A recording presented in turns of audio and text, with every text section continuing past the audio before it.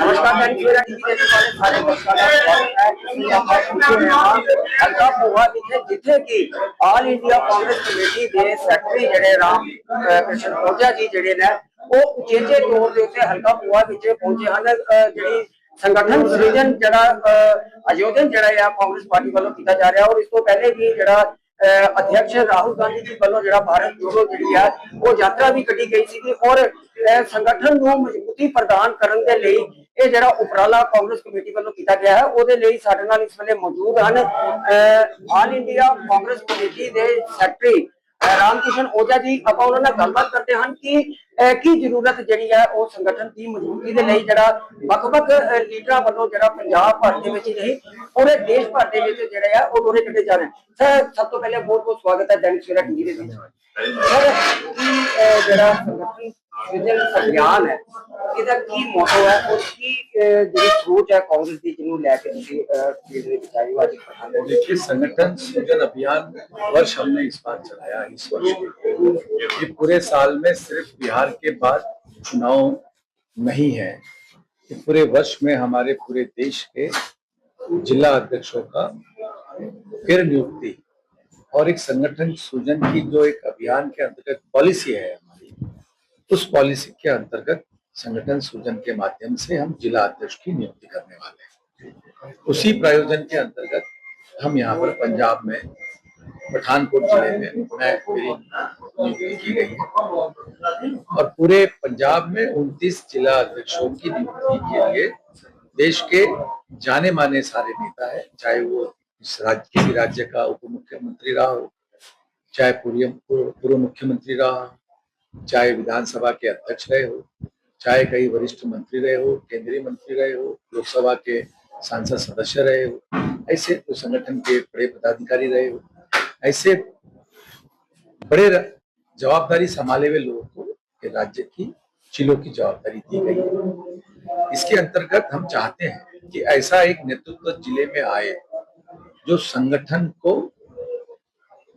Priority दे, उसको प्राथमिकता दे और मजबूत व्यक्ति हो और वो व्यक्ति कांग्रेस की विचारधारा से जुड़ा हो और वो ऐसा नेतृत्व दे कि जिले के अंदर में उसकी कार्यकारिणी हो, चाहे तालुका के अध्यक्ष हो, चाहे वार्ड अध्यक्ष हो, चाहे नगर पालिका शहरों के अध्यक्ष हो, चाहे हमारा ब्लॉक कांग्रेस कमेटी बूथ का अध्यक्ष हो, चाहे मंडल का अध्यक्ष हो, चाहे सेक्टर का अध्यक्ष हो, ये सारी की सारी चयन को हम उस अध्यक्ष के माध्यम से संगठन सृजन अभियान के अंतर्गत हम इसको पूरा करना चाहते हैं। हमें वो अध्यक्ष चाहिए जो कार्यकर्ताओं को, सर्वसामान्य कार्यकर्ताओं को साथ में लेके चले, जो सारे के सारे कार्यकर्ताओं को गटो तटो की राजनीति से अलग करके उनके पीछे खड़ा रहे और जो स्थानिक स्वराज संस्था है उस स्थानिक संस्था के माध्यम से जो आम जन सामान्य लोगों के दैनंदिन जीवन में जो तकलीफें आती हैं उस तकलीफों की लड़ाई अपने टीम के साथ करें, चाहे छोटे उद्योगपति हो,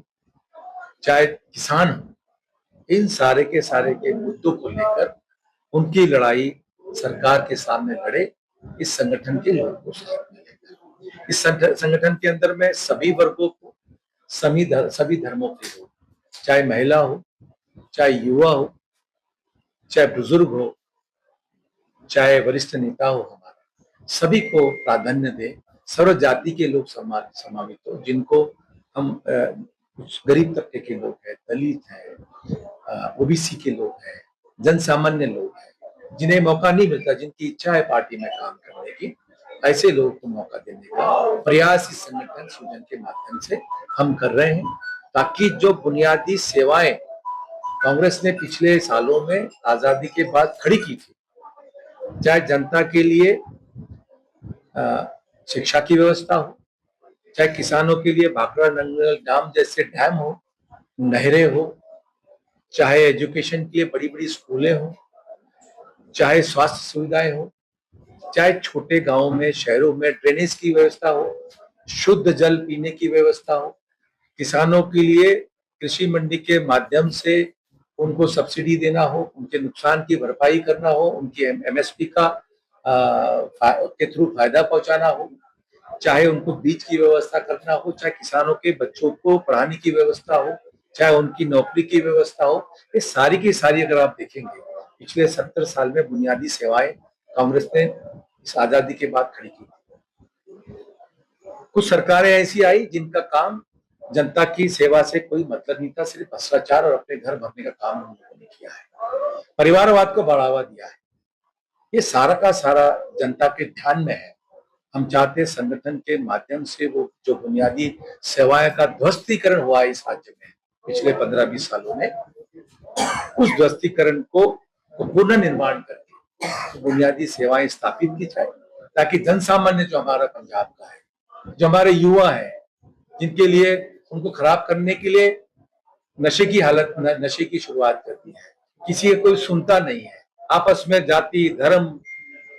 वर्गों को लड़ा चुके हैं, युवक बड़ों की बात नहीं सुनता है, बड़ों को युवा से लड़ा दिया है, अलग अलग जातियों को लड़ा दिया है। ये कहीं कहीं रोकने की इस वक्त आवश्यकता है, तभी हम ये देश, हमारी जनसंख्या बहुत है, हमारा खपत बहुत है, जिसका फायदा चाइना जैसी कंट्री लेती है, दूसरे देश विदेशों से सामान आता है और यहाँ बेचा जाता है, हमारे घर का घर उपयोग, हमारे घरेलू उत्पादक बढ़े, हमारे युवा साथी कुछ काम करें, छोटी इंडस्ट्री बढ़े, ये सारे के सारे काम कांग्रेस के कार्यकालों में हुए, इन्होंने बर्बाद किया और पुनः स्थापना करना चाहते हैं। और कांग्रेस की विचारधारा को लेकर हमारा संगठन का अध्यक्ष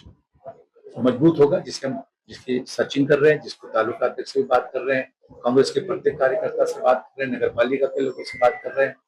और समाज की सोशल सोसाइटीज जो है, सिविल सोसाइटीज हैं, डॉक्टर्स हैं, सीएज हैं, एनजीओज हैं, सर्व सामान्य लोग हैं, उनसे भी हम चर्चा कर रहे हैं। आज मेरी काफी डॉक्टरों से मुलाकात हुई, काफी सीए से मुलाकात हुई, शाम को ट्रेडर इंडस्ट्री के साथ बैठने वाले सबसे हम चाहते हैं, विचार लेना चाहते हैं कि हमें क्या करना चाहिए, आपकी सेवा में हमारा कार्यकर्ता कैसे खड़ा होना चाहिए, आप लोग को अपने साथ जोड़ने के लिए आप कैसा नेता अपेक्षा करते हैं हमारे संगठन का, उसकी धारणा लेकर हम इस जिले के अंदर में एक मजबूत व्यक्ति जो संगठन संभाल सके, जो विधायकों के बीच में और संगठन के बीच में तालमेल रख सके, जो स्थानिक स्वराज संस्था की संस्थाओं की सत्ता के बीच और संगठन के बीच तालमेल बिठा सके और जनता के सवालों को लेकर हमारी सत्ता से, विरोधों की सत्ता से भी लड़ सके, ऐसे व्यक्ति की तलाश हम करने जा रहे हैं। उसका प्रोसेस चल रहा है, तो मुझे लगता है कि